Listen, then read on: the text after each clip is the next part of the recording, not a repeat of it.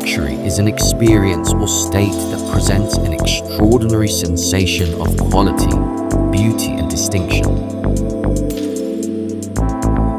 In luxury, every detail is meticulously designed and carefully selected to achieve the highest standards. As if in a room filled with sparkling light, there was an object that exuded an incomparable charm. The luxury of a flower vase covered with pieces of glass can be a strong symbol. The beautifully arranged glass pieces create stunning patterns, adding an interesting visual dimension and unmatched elegance.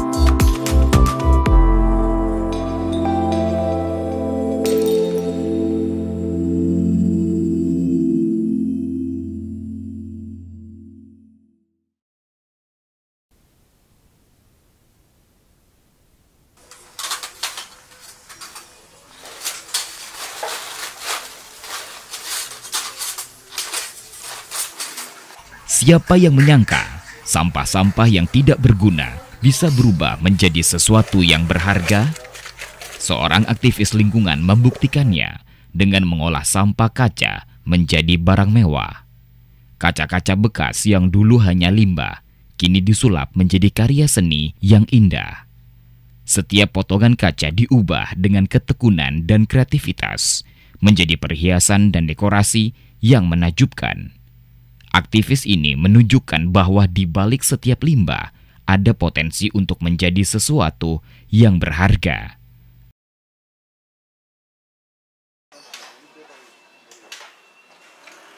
Surya Citra Mozaik, wirausaha milik pria Parubaya yang berusia 61 tahun, asal Bantul, dengan pendidikan terakhir sarjana muda teknik, Suryanto. Ia telah menggeluti kerajinan kaca sejak tahun 2010, yang bermula dari rasa bosan setelah 17 tahun menjadi pekerja di industri manufaktur. Botol bekas kaca di rumah biasanya dibiarkan, berserakan, dan berakhirnya di tempat sampah. Namun di tangan Pak Suryanto, kaca bekas bisa menjadi benda yang sangat indah, unik, cantik, dengan pantulan-pantulan cahaya sehingga terlihat mewah.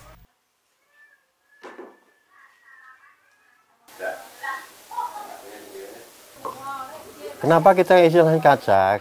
Sementara kaca ini kan anorganik. Kemudian di TPA, yang saya tahu di Piungannya, ini nggak mungkin terima. Karena apa? Memang sudah diolah. Kemudian kita mencoba menginovasi tadi, supaya sisa ataupun limbah kaca itu bisa kita manfaatkan. Alasan Suryanto memilih limbah kaca ini karena limbah kaca termasuk bahan anorganik yang membahayakan lingkungan dan tidak dapat terurai, yang akhirnya dibuang sia-sia dan tidak berguna. Kerajinan kaca milik Suryanto diproduksi bersama dengan istrinya, mulai dari desain, membuat pola, hingga menyusun kaca yang sudah dipotong sesuai dengan desain. Kemudian dari mana kita peroleh? Nah, ini dilematisnya gini. Jadi kalau misalkan tempat-tempat usaha yang menggunakan kaca, mungkin hasil potong-potongan itu sudah digunakan ya, ataupun tidak ada fungsinya. Mereka itu kalau misalkan membuang itu kan anggaplah butuh kos produksi di situ, kemudian nanti buang ke tempat pembuangan sampah ataupun penampungan sampah itu butuh kos, butuh biaya tersendiri. Secara kebetulan saya butuh limbah kaca itu, jadi match kan, kita mencoba memanfaatkan simbiosis mutualisme. Saya mendapatkan bahan untuk produk, anggaplah tidak bayar. Mereka untuk membuang limbah kacanya juga tidak perlu bayar.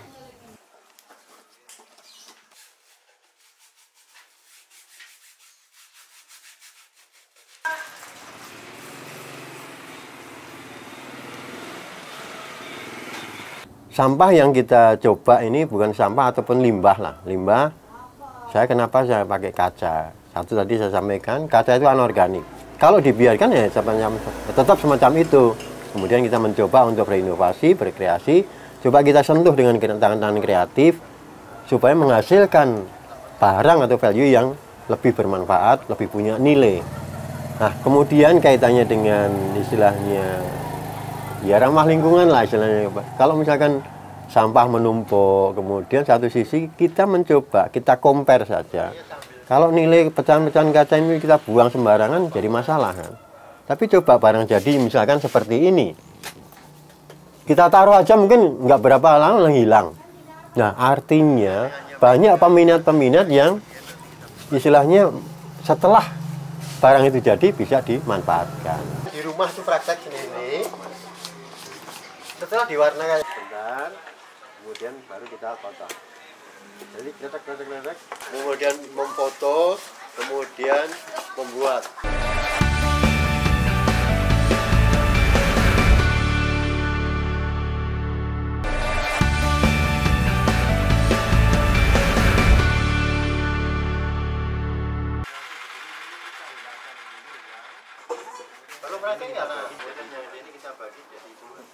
Kalau limbah kayu yang saya sampaikan ini sisa-sisa mebeler ya, sisa-sisa mebeler. Sementara ini saya menggunakan mebeler jati. Kenapa saya mebeler jati? Ada beberapa hal, proses pengerjaannya agak mudah. Kemudian kita kenal bahwa jati itu dikatakan bebas dari hama bubuk. Nah, semacam itu, dan mungkin nilai ekonomi juga tinggi kalau kayu jati. Nah, satu sisi sisa-sisa dari mebeler jati ini hanya dianggap sebagai kayu bakar. Kemudian kalau beli nilainya ya hanya mungkin satu bongkok sekian dinilai sebatas nilai kayu bakar. Tapi intinya kita memanfaatkan limbah jati dari sisa mebeler serta limbah ataupun sisa-sisa potongan kaca. Kita combine, kita jadikan ya berbagai macam yang tadi saya sebutkan, home decor fungsional yang bernuansa mosaik kaca. Tapi juga bermasalah kalau diperkirakan. Tidak hanya berhenti di situ, laki-laki Parubaya ini juga memberikan pelatihan kepada ibu-ibu rumah tangga. Dengan penuh kesabaran, ia mengajarkan mereka cara mengubah limbah kaca menjadi karya seni yang indah. Ibu-ibu ini yang dulunya hanya melihat sampah sebagai beban, kini melihatnya sebagai peluang. Selain itu, ia juga memberikan pelatihan kepada anak-anak PKL. Ia mentransfer ilmu dan keterampilannya, mengajarkan mereka cara mengolah sampah kaca menjadi barang bernilai. Ilmu ini harus diwariskan secara turun-menurun, karena kalau bukan diwariskan kepada generasi muda, siapa lagi?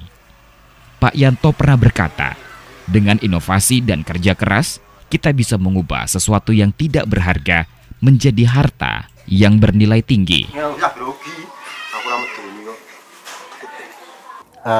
Support yang bisa sampaikan bahwa produk yang kita hasilkan ini cuma prospek peluang yang bagus, baik di dalam maupun di luar negeri. Karena banyak yang menghendaki penampilan beda dan menginginkan penampilan unik. Hanya saja kita harus memotivasi kepada anak-anak muda khususnya. Segala sesuatunya itu tidak ada yang instan, butuh proses, butuh waktu. Modal utama adalah sabar, kemudian didukung juga dengan kreativitas dan inovasi. Nah, semacam itu, saya yakin kalau memang anak-anak muda itu memang bisa memahami dan mengerti apa yang untuk ke depan, saya yakin pasti juga bisa. Memang yang tua-tua ini bagaimana menggenerasikan istilahnya kegiatan yang sebetulnya prospek, sebetulnya istilahnya bisa kita ke tingkat profesionalisme. Posisinya gini boleh, gini boleh. Nah, aku biasa sekelumnya di depan. Template ke sini, template aja dulu. Template ke.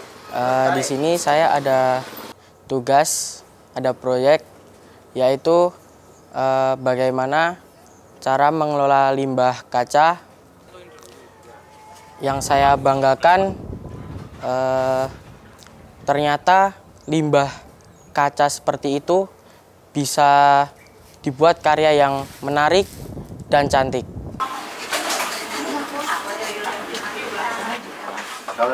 Tadi dikasih pelatihan cara memotong kaca dan mengamplas bahan bakunya. Setelah diamplas, kita kasih lem, kita tempel, kita amplas dan kita plitur. Lapuk dalam panas maupun dalam hujan.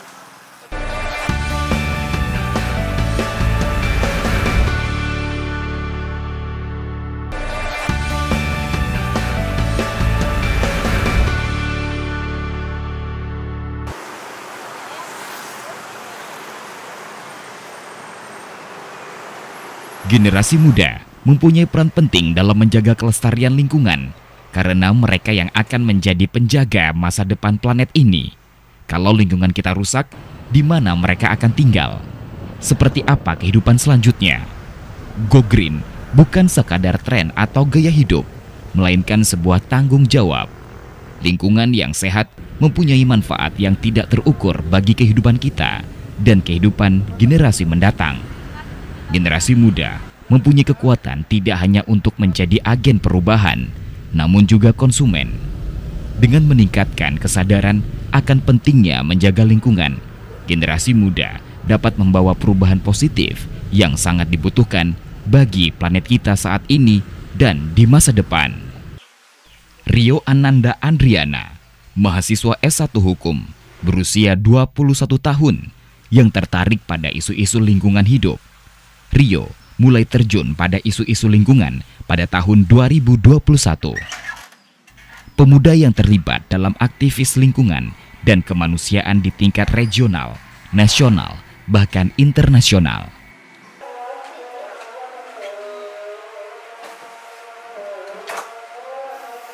Dari 3 tahun lebih saya menyuarakan isu-isu lingkungan hidup, mulai terbesitlah saya untuk membangun suatu komunitas. Pada akhir tahun 2023, terbentuklah yang namanya Youthful Indonesia atau Youth for Environmental Law Indonesia, di mana komunitas ini berfokus untuk menyuarakan hak-hak lingkungan hidup yang mana dipimpin oleh kaum muda. Titik awal Rio terjun pada isu-isu lingkungan, adanya rasa ketakutan pada dirinya akan masa depannya yang hancur akibat keadaan bumi yang semakin rusak karena ulah manusia. Munculnya rasa ketakutan itu, akhirnya Rio mengajak pemuda-pemuda untuk ikut turun tangan dalam menjaga lingkungan kita. Untuk sekarang, Youthful Indonesia sudah banyak melakukan berbagai kegiatan, terutama di Jogja.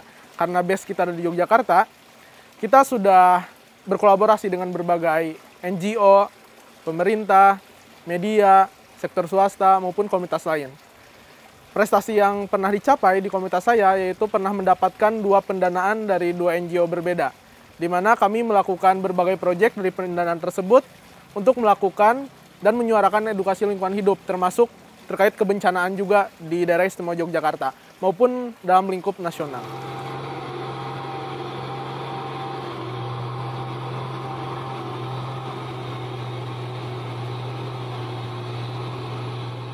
Isu sampah merupakan suatu isu kompleks, bukan hanya di Jogja, tapi di tingkat nasional bahkan internasional. Tapi di Jogja sendiri yang menjadi isu utama lingkungan hidup itu memang sampah. Terkait dengan bagaimana sih cara dari pemerintah sebagai pembuat kebijakan agar permasalahan sampah ini dapat terselesaikan. Youthful Indonesia sudah memiliki banyak kegiatan atau proyek yang dilakukan terutama di Yogyakarta. Pagi luar biasa. Kegiatan Youthful diantaranya adalah vlogging, yaitu kegiatan jogging sambil memungut sampah. Mereka biasanya membagi tim menjadi 2, sehingga bisa menyisir sisi jalan yang berseberangan sambil berjogging.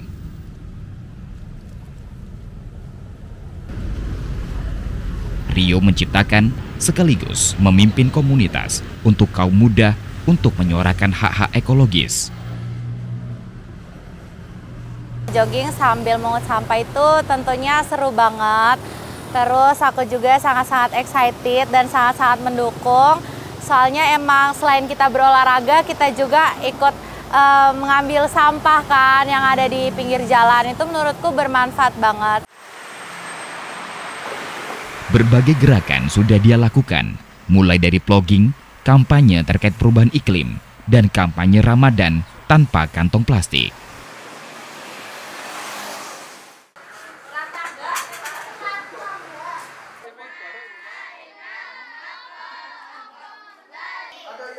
Kegiatan sosialisasi di beberapa sekolah, salah satunya di SLB Muhammadiyah Gamping, memberikan edukasi tentang bencana alam dan menjaga lingkungan hidup. Youth Fair juga menerapkan nilai-nilai inklusivitas dengan target siswa yang berkebutuhan khusus tentang sosialisasi SPAB.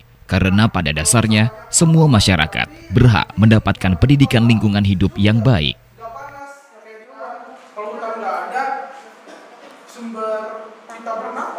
Saya sangat mengapresiasi sebagai perwujudan anak muda yang peduli dengan lingkungan, ya, di mana pada masa kini itu banyak sekali pemuda remaja yang istilahnya mager ya, kalau sekarang itu tidak peduli dengan lingkungan gitu.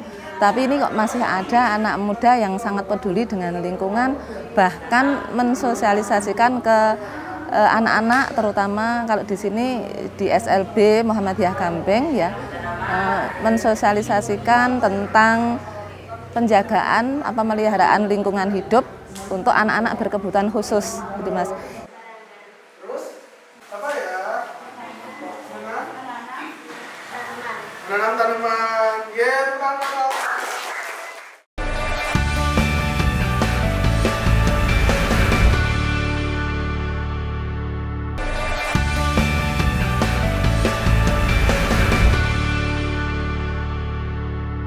What do you want? Climate justice. When do you want it? Now. What do you want? Climate justice. When do you want it? Now. What do you want? Climate. Keadaan iklim merupakan salah satu tuntutan yang dikampanyekan oleh Youth Fair, di mana saat ini lingkungan hidup di Indonesia sudah banyak yang rusak disebabkan oleh pihak-pihak yang tidak berwenang dan tidak mempunyai kepentingan. Mereka menuntut bahwa keadilan hak lingkungan hidup yang sehat adalah bagian dari hak asasi manusia yang sudah tercantum dalam Undang-Undang Dasar Nomor 32 Tahun 2009.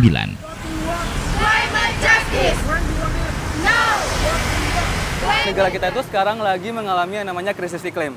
Seperti teman-teman sudah merasakannya nih di daerah kita Yogyakarta. Pasti teman-teman ngerasain kadang tiba-tiba panas, tiba-tiba hujan. Nah itu dari dampak dari adanya perubahan iklim kayak gitu. Jadi kenapa sih perubahan iklim ini terjadi? Itu karena aktivitas manusia yang sangat tidak baik terhadap lingkungan. Nah, misal membuang sampah sembarangan, terus asap kendaraan dan lain sebagainya. Nah, untuk itu kegiatan demo ini sangat menurut aku perlu diperhatikan dan dinotis oleh berbagai kalangan, baik itu dari pemerintah, masyarakat luas maupun para aktivis lingkungan lainnya. Karena hal ini menjadi hal-hal yang sangat urgent dan krusial untuk kita bersama-sama mengedepankan ataupun membuat isu keadilan iklim ini tuh lebih diperhatikan lagi agar lingkungan kita itu bisa terjaga dengan baik dan bumi kita bisa bertahan lebih lama. Perjalanan panjang antara aktivis muda dan tua telah membawa perubahan nyata pada lingkungan. Mereka berhasil mengubah paradigma masyarakat mengenai sampah. Masyarakat dapat memahami pentingnya pengelolaan sampah yang baik dan berpartisipasi aktif dalam upaya pembersihan dan daur ulang. Lapangan kerja baru dapat diciptakan melalui seni daur ulang. Karya-karya yang dihasilkan tidak hanya mengekspresikan keindahan, namun juga memperkuat komunikasi regional secara ekonomi. Upaya mereka telah menginspirasi banyak orang di kota untuk terlibat dalam perlindungan lingkungan, mulai dari anak-anak hingga orang dewasa. Keberhasilan mereka adalah bukti nyata bahwa perlindungan lingkungan bukanlah mimpi kosong, namun kenyataan yang dapat dicapai. Keberhasilan proses pembangunan berkelanjutan itu tidak hanya bertumpu pada aspek ekonomi, tetapi juga aspek sosial yang mempertimbangkan lingkungan. Nah, aspek ini harus dikerjakan secara bersama-sama, terpadu oleh seluruh masyarakat. Tidak bisa dikerjakan sendiri karena tugasnya banyak. Oleh karena itu, bagi generasi muda mungkin saatnya sekarang ikut berpartisipasi, ikut berkontribusi di dalam proses pembangunan itu, tidak hanya menikmati proses pembangunan, tetapi juga turut aktif di dalam menjaga lingkungan. Apa yang harus dikerjakan? Generasi muda bisa belajar untuk meningkatkan ilmu pengetahuan, juga belajar untuk menguasai teknologi, keterampilan, agar dia bisa mengelola alam ini secara lebih berkelanjutan dan lestari. Apa yang harus dilakukan oleh orang tua, generasi yang sudah lebih tua, dia punya kewajiban untuk bisa meregenerasi pengetahuannya juga, keterampilan yang dia kuasai, teknologi yang dia kuasai kepada generasi muda, sehingga ada kesinambungan antara generasi tua kepada generasi muda. Jogja memang bersinar dengan pesona budaya dan alamnya. Namun, di balik itu ada masalah yang tak kalah mendesaknya. Sampah. Permasalahan sampah semakin hari semakin meningkat. Penting untuk meningkatkan kesadaran mengenai hal ini. Tidak hanya di kalangan segelintir orang saja, namun di seluruh masyarakat Jogja. Kalau bukan kita, lalu siapa yang akan menjaga lingkungan kita bebas sampah? Masyarakat harus memastikan bahwa kepedulian dan kesadaran ini bukan hanya untuk diri mereka sendiri, tapi untuk generasi mendatang. Masyarakat harus membuktikan diri sebagai agen perubahan yang ampuh dalam menjaga kebersihan dan kelestarian lingkungannya. Dengan kerjasama dan tekad, tidak ada masalah lingkungan yang tidak dapat diselesaikan. Bumi adalah rumah kita. Di balik hiruk-pikuk perkotaan dan kemajuan teknologi, planet kita terus terabaikan karena tidak menghargai atau merawatnya. Pentingnya sadar bumi dapat menyelamatkan rumah kita. Planet kita akan baik-baik saja jika kita mulai memperhatikan tindakan yang diambil. Mereka bersemangat untuk mempromosikan perlindungan lingkungan. Namun, kita menciptakan limbah baru. Mari kita peduli dan mengambil tindakan bersama untuk melindungi bumi kita. Karena kita semua hidup di planet yang sama. Dan pada akhirnya, planet ini akan baik-baik saja. Mari kita jaga bumi kita dengan memperhatikan kondisi lingkungan kita, jaga kesehatan dan juga jaga lingkungan. Masa depan masih bisa kita ubah, tetapi bumi tidak bisa kita ganti. Oleh karena itu, kita sebagai kaum muda, yuk sama-sama menjaga dan mencintai bumi. Bahagianya seseorang itu kalau bisa bermanfaat terhadap orang lain.